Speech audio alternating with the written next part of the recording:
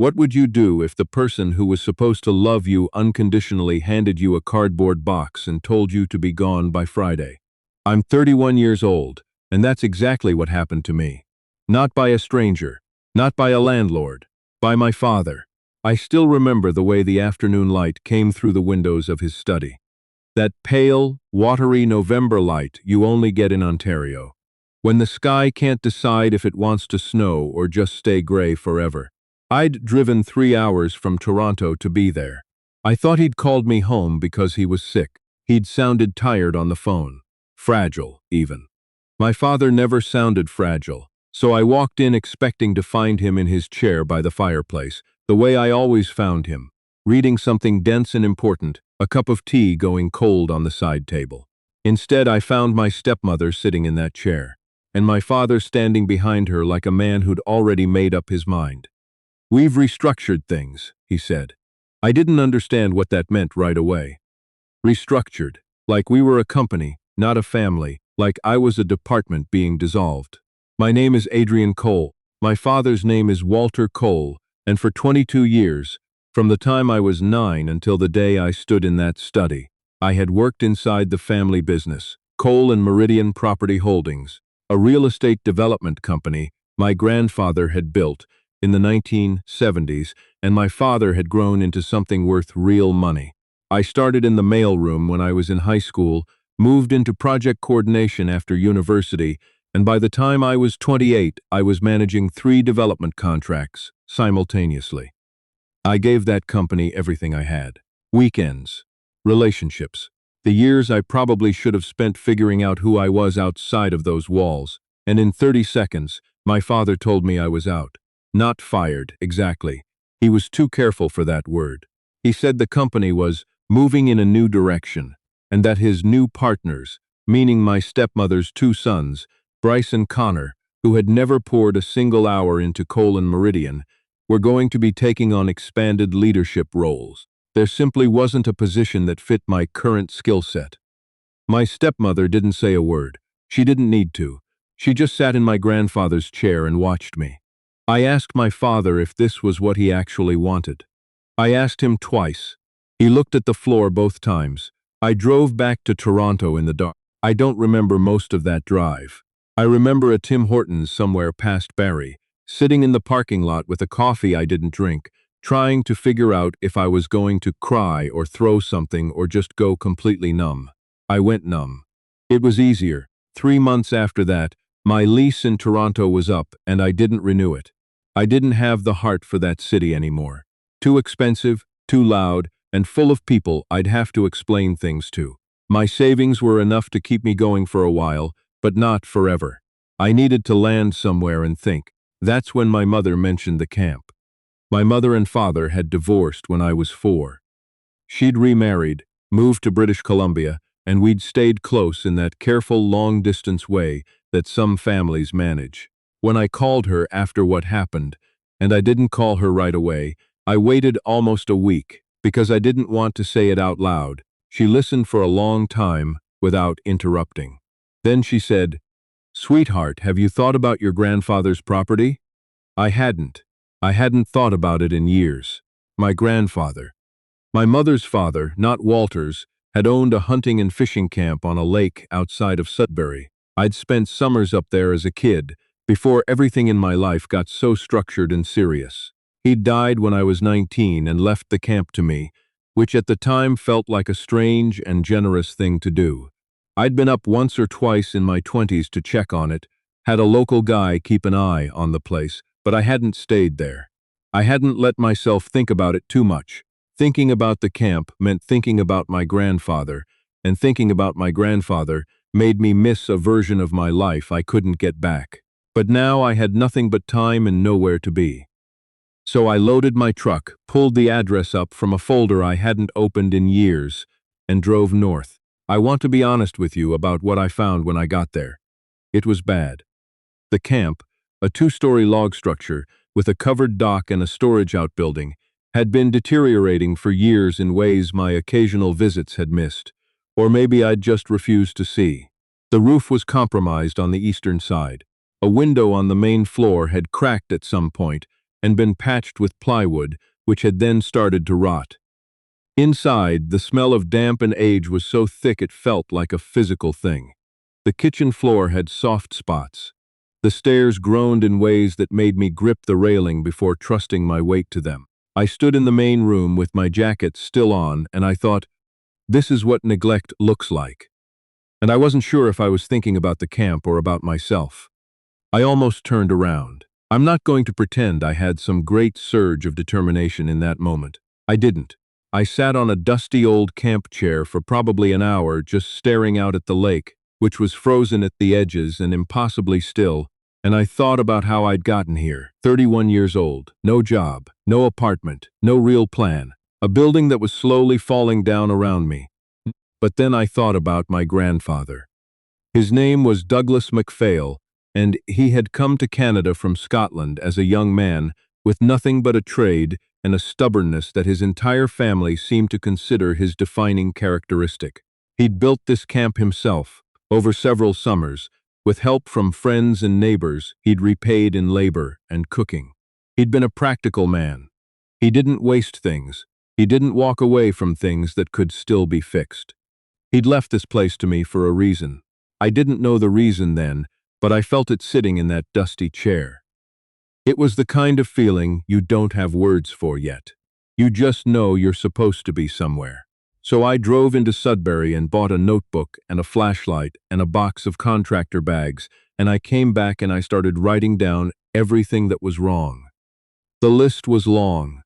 I knew the basics of renovation, enough to get into trouble, my grandfather would have said, but I didn't know structural work, and the roof was the thing that scared me most. I found a structural engineer in Sudbury who agreed to come out and assess it for a fee I could manage. She walked through the camp with a quiet, unhurried thoroughness that I found oddly calming. Her conclusion was that the bones were good.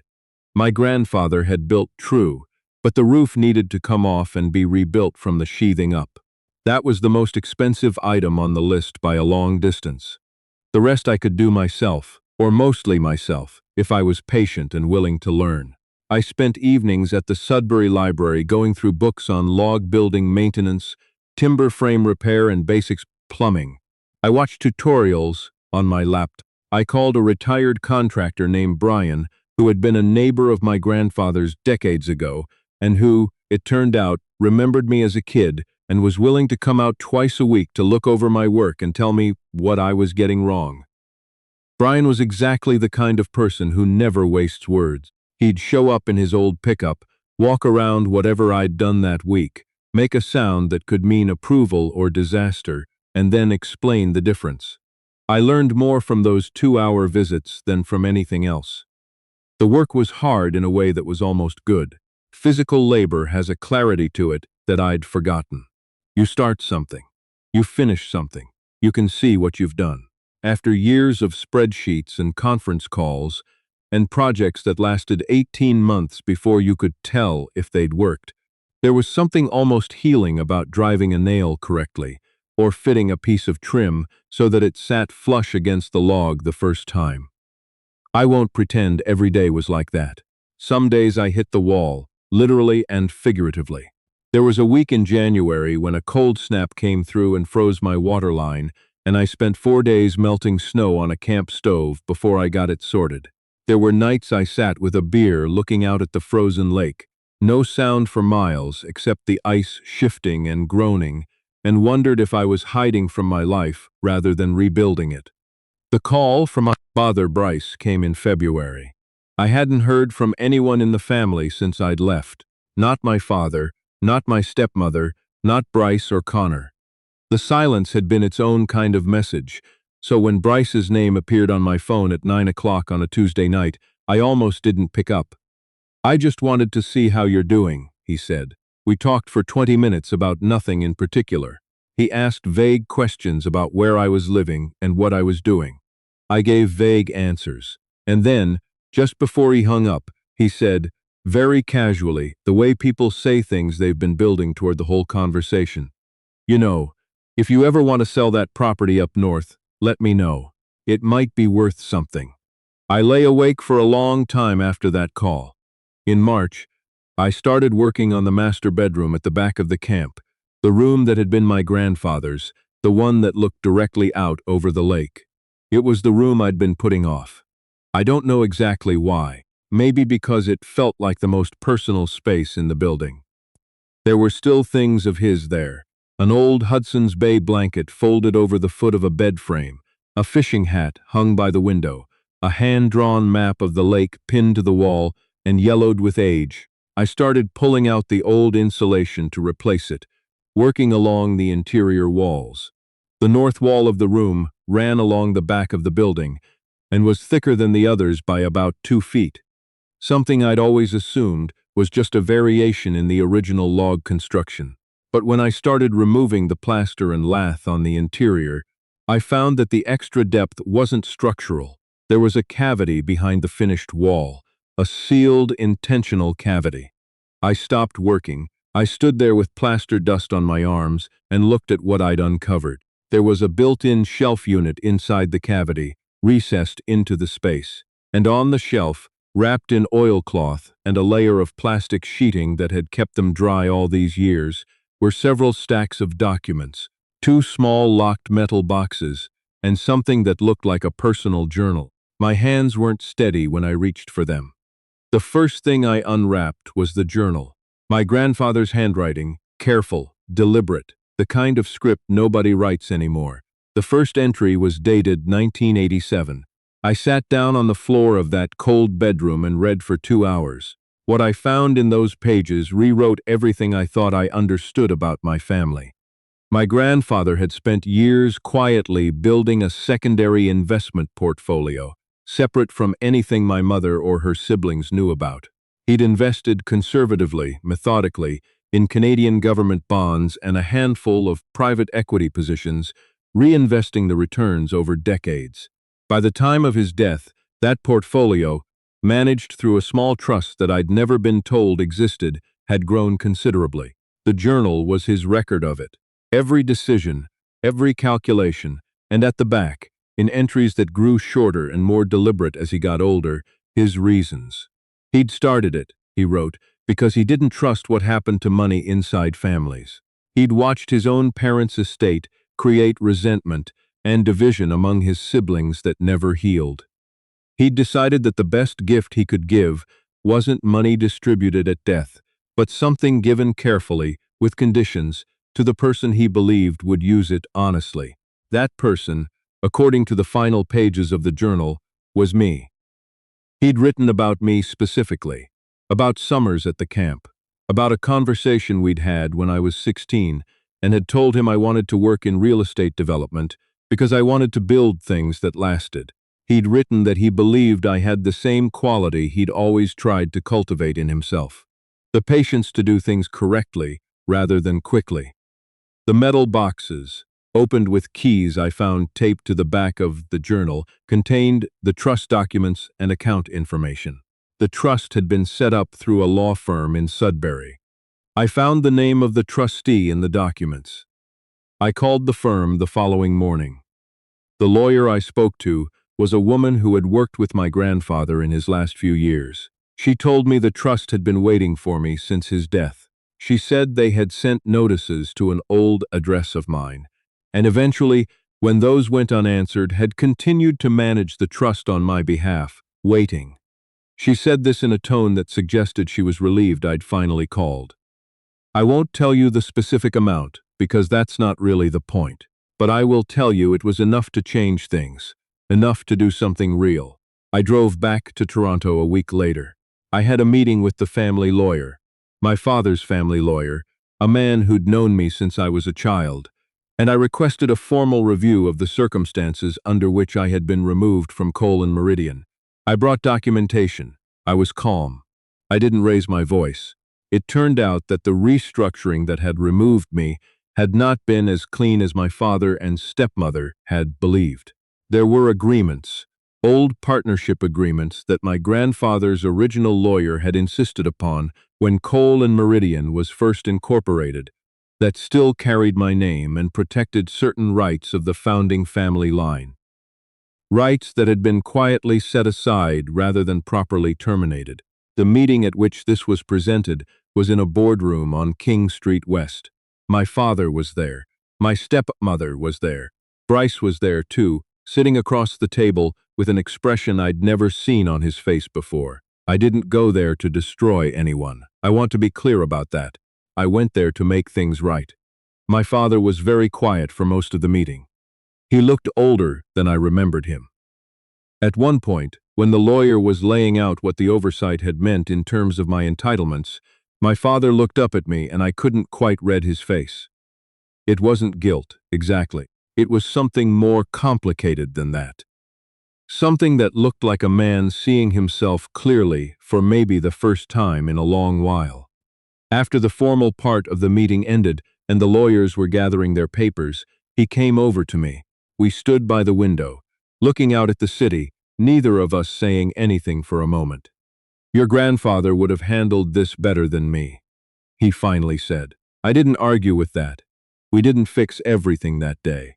I'm not going to tell you there was some dramatic reconciliation, because real life doesn't usually work like that. What happened was slower and more tentative. Calls that were awkward at first. A lunch that ended earlier than planned. Small, careful steps towards something I don't have a name for yet. But I went back to the camp. I finished the bedroom. I rebuilt the roof with a crew Brian recommended, 3 guys who worked in the cold without complaint and did clean, honest work. I replaced the kitchen floor, fixed the cracked window, rewired the electrical panel, rebuilt the covered dock, and by late spring the camp looked like something my grandfather would have recognized. Better, maybe. Tighter, warm. I'm sitting here now looking out at the lake. It's July, and the water is that deep northern blue it gets in the short Canadian summer. And there are loons out there doing what loons do, calling to each other in that hollow sound that carries forever across still water. My mother came up to visit last month. She stood in the doorway of the main room for a long time without speaking. Then she said, "He would have loved this." I told her I thought he might have planned it. Not the details, maybe. Not everything that happened in between. But the destination, the idea of me being here, doing this, becoming the kind of person who could. She laughed and said my grandfather had always been the most stubborn man she'd ever known. I took that as a compliment on both our behalf. If you're watching this, and you've ever had someone take something from you, something you'd built, something you'd earned, something you thought was solid, I want you to know that what comes after doesn't always look the way you expect. It's not always a dramatic moment of justice. Sometimes it's a cold room in February and a stack of documents wrapped in oilcloth and a journal written by someone who loved you enough to plan for a future you didn't know you were heading toward. Sometimes the person who believed in you most was just waiting for you to catch up. If this story connected with something you've been carrying, leave it in the comments. I read every single one. And if you're new here, welcome to Crown Whispers. Hit subscribe and stay a while. There's more to come.